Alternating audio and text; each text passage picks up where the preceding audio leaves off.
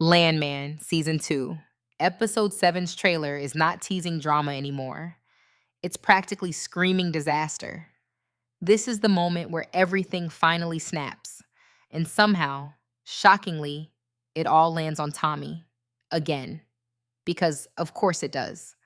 The trailer opens with that heavy, suffocating silence that already tells you something has gone terribly wrong. The offshore project? Still hanging by a thread. The company? Bleeding money. And the people in charge? Making decisions that feel rushed, desperate, and dangerously irreversible. Rebecca is right at the center of it all. And let's be honest, she looks terrified. Not stressed, not worried, terrified. The kind of fear that comes when you realize you're holding the match in a room full of gasoline. Insurance deadlines are closing in, the scientists are divided, and the data is suddenly unclear. And whenever a show starts saying the data isn't clear, you already know someone is about to lie, or worse, sign something they shouldn't. And here's where it gets messy.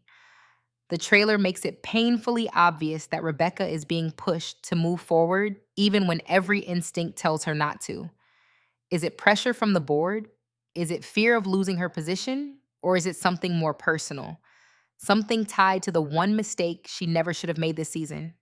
Because yes, Charlie Newsome is still there, still involved, still blurring lines that should have never been crossed. Professional judgment and personal regret are mixing, and that combination has never ended well in Sheridan's world. Meanwhile, Cammy is moving very differently in this trailer. Calm, controlled, almost prepared. She's not panicking like Rebecca. She's not scrambling like Tommy. She's watching, calculating. And when Galino reappears, smiling like a man who already knows how this ends, you start to realize something chilling. This mess might not be an accident at all. Because Galino doesn't just wait for opportunities, he creates them. The trailer hints that a decision gets approved fast. Too fast. No room for second thoughts. No time for Tommy to fully step in. And when the consequences hit, when the numbers don't line up, when the project starts collapsing under its own weight, suddenly everyone is looking for someone to blame.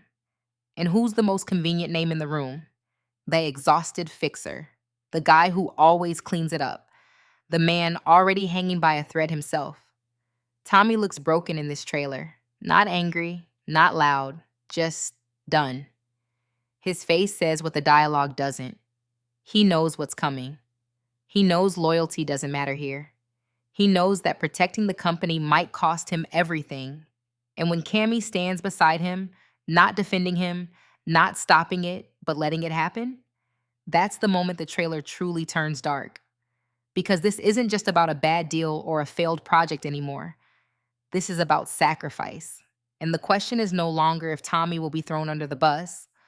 The real question is, who benefits the most when he finally disappears? The trailer doesn't even try to hide it anymore. Tommy is being slowly, deliberately pushed out. Not fired, not arrested, just cornered. The kind of corner where the only way out is to accept the blame and walk away quietly.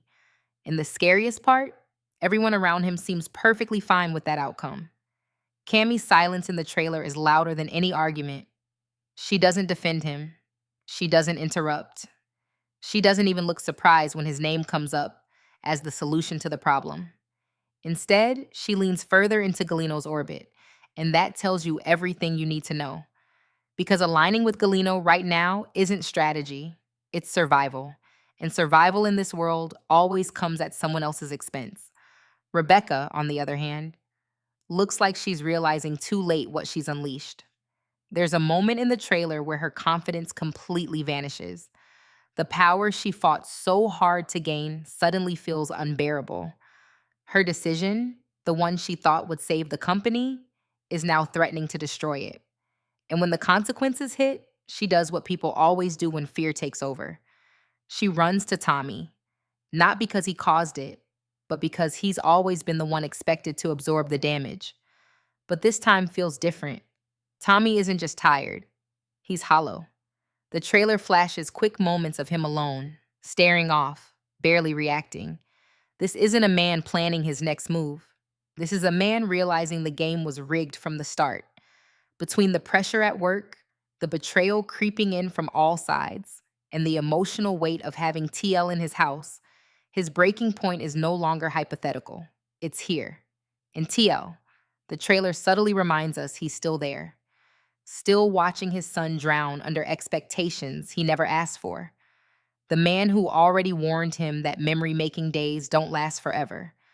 The man who knows exactly how this kind of life ends. There's a quiet dread surrounding TL now, like he's saying goodbye without actually saying the words. And that makes everything about Tommy's situation feel even heavier, almost tragic.